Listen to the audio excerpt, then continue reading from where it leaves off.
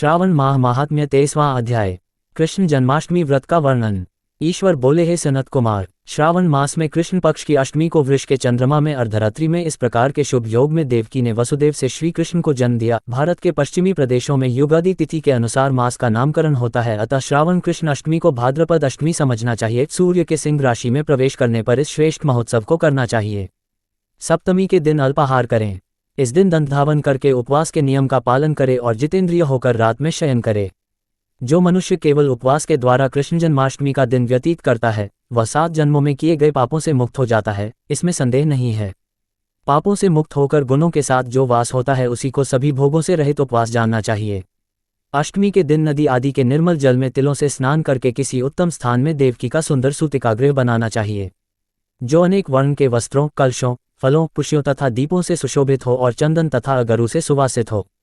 उसमें हरिवंश पुराण के अनुसार गोकुल लीला की रचना करें और उसे बाजों की ध्वनियों तथा नृत्य, गीत आदि मंगलों से सदा युक्त रखे।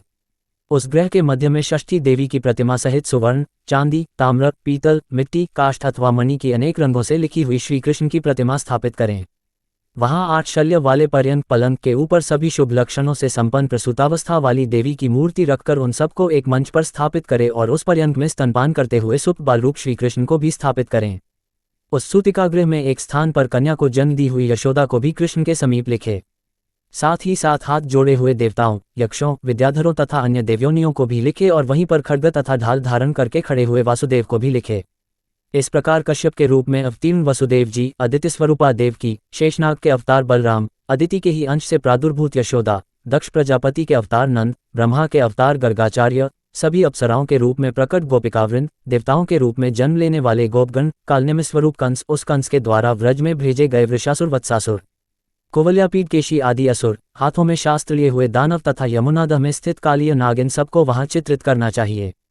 इस प्रकार पहले इन्हें बनाकर श्री कृष्ण ने जो कुछ भी लीलाएं की हैं, उन्हें भी अंकित करके भक्तिप्रायण होकर प्रयत्नपूर्वक 16 उपचारों से देव की इस मंत्र के द्वारा उनकी पूजा करनी चाहिए। वेणु तथा वीणा की ध्वनि के द्वारा गान करते हुए प्रधान किन्नरों से निरंतर जिनकी स्तुति की जाती है, हाथों में भरिंगारी, दर्पण, दुर्वा, दधि कलश लिए हुए किन्नर जिनकी सेवा कर रहे हैं, जो शैया के ऊपर सुंदर आसन पर भली भांति विराजमान हैं, जो अत्यंत प्रसन्न मुखमंडल वाली हैं तथा पुत्र से शोभायमान हैं, वे देवताओं की माता तथा विजयसुत सुता देवी देवकी अपने पति वासुदेव सहित सुशोभित हो रही हैं।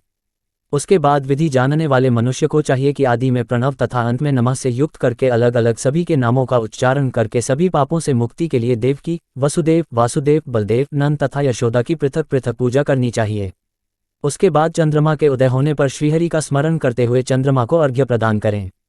इस प्रकार कहना चाहिए, हे क्षीरसागर से प्रादुर्भूत, हे अत्रिगोत्र में उत्पन्न, आपको नमस्कार है। हे रोहिणीकांत, मेरे इस अर्घ्य को आप स्वीकार कीजिए। देवकी के साथ वासुदेव, नंद के साथ यशोदा, रोहिणी के साथ चंद्रमा और श्री कृष्ण के साथ बलराम की विधिवत पूजा करके मनुष्य कौन सी परम दुर्लभ वस्तु को नहीं प्राप्त कर सकता है।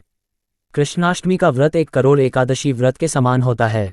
इस प्रकार से उस रात पूजन करके प्रातः नवमी तिथि को भगवती का जन्म महोत्सव वैसे ही मानना चाहिए जैसे श्री कृष्ण का हुआ था।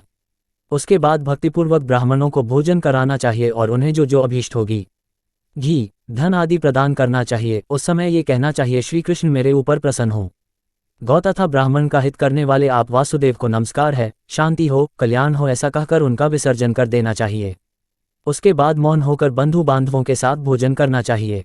इस प्रकार जो प्रत्येक वर्ष विधानपूर्वक कृष्ण तथा भगवती का जन्म महोत्सव मनाता है, वह यथोक्त फल प्राप्त करता है। उसे पुत्र, संतान, आरोग्य तथा अतुल सौभाग्य प्राप्त होता है। वह इस लोक में धार्मिक बुद्धि वाला होकर मृत्यु के बाद वैकुंठलोक को जाता है। हे सनत कुमार, अब इसके उद्यापन का वर्णन करूंगा। इसे किसी पुण्य दिन में विधिपूर्वक करें। एक दिन पूर्व एक बार भोजन करें और रात में हृदय में विष्णु का स्मरण करते हुए शयन करें। इसके बाद प्रातःकाल संध्या आदि कृत्य संपन्न करके ब्राह्मणों स्वस्तिवाचन कराएं और आचार्य का वरण करके ऋत्विजों की पूजा करें। इसके बाद वित्तशाठ्य से रहित होकर एक पल अथवा उसके आचे अथवा उसके भी आधे पल सुवर्ण की प्रतिमा बनवानी चाहिए और इसके बाद रचित मंडप में मंडल के भीतर ब्रह्मा आदि देवताओं की स्थापना करें। इसके बाद वहां तांबे अथवा मिट्टी का एक घट स्थापित करें और उसके ऊपर चांदी या बांस का एक पात्र रखें। उसमें गोविंद की प्रतिमा रखकर वस्त्र से आच्छादित करके व्यक्ति 16 उपचारों से वैदिक तथा तांत्रिक मंत्रों के द्वारा विधिवत पूजन करे। इसके बाद शंख में पुष्प, फल, चंदन तथा नारिकेल फल सहित शुद्ध जल लेकर पृथ्वी पर घुटने टेक कर यह कहते हुए देवकी सहित भगवान श्री कृष्ण को अर्घ्य प्रदान करे, कंस के वध के लिए पृथ्वी का भार उतारने के लिए, कौरवों के विनाश के लिए तथा दैत्यों के संहार के लिए आपने अवतार लिया है। हे हरे, मेरे द्वारा प्रदत्त इस अर्घ्य को आप देव की सहित ग्रहण करें। इसके बाद बुद्धिमान को चाहिए कि चंद्रमा को पूर्वोक्त विधि से अर्घ्य प्रदान करें।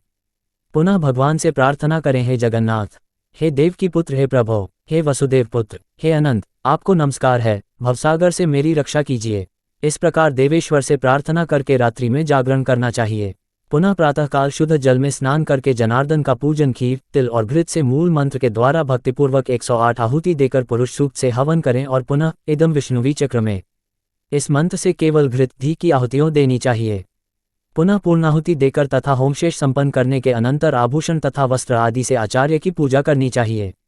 उसके बाद व्रत की संपूर्णता के लिए दूध देने वाली, सरल स्वभाव वाली, बछड़े से युक्त, उत्तम लक्षणों से संपन्न, सोने की सींग, चांदी के खुर, कांस्य की दोहनी, मोती की पूंछ, ताम्र की पीठ तथा सोने के घंटे से अलंकृत की हुई एक कपिला गौ को वस्त्र से आच्छादित करके दक्षिणा सहित दान करना चाहिए। इस प्रकार दान करने से व्रत संपूर्णता को प्राप्त होता है। कपिला गौ के अभाव में अन्य गौ भी दी जा सकती है। इसके बाद ऋत्विजों को यथायोग्य दक्षिणा प्रदान करें। इसके बाद 8 ब्राह्मणों को भोजन कराएं और उन्हें भी दक्षिणा दे। पुनः सावधान होकर जल से परिपूर्ण कलश ब्राह्मणों को प्रदान करें और उनसे आज्ञा लेकर अपने बंधुओं के साथ भोजन करें। हे ब्रह्मपुत्र, इस प्रकार व्रत का उद्यापन कृत्य करने पर वह बुद्धिमान मनुष्य उसी क्षण पाप रहित हो जाता है और पुत्र पौत्र से युक्त तथा धन धान्य से संपन्न होकर बहुत समय तक सुखों का उपभोग कर अंत में वैकुंठ प्राप्त करता है। इस प्रकार श्री स्कंद पुराण के अंतर्गत ईश्वर सनत कुमार संवाद में श्रावण मास महात्म्य में कृष्ण जन्माष्टमी व्रत कथन नामक 23वां अध्याय पूर्ण हुआ।